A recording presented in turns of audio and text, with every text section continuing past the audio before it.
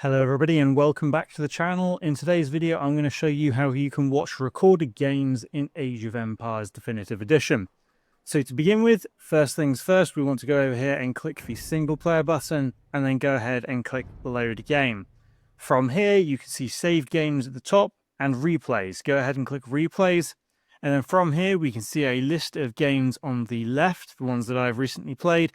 And down here, you can see that we can either load the replay, spectate with Capture Age, which is a third-party plugin, or open the saved games folder.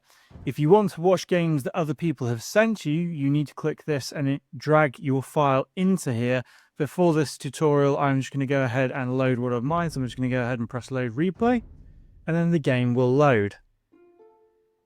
From here, we can see several different options. Bottom left, we can view the fog of war, for example. We can scroll that off if we want to view the whole map.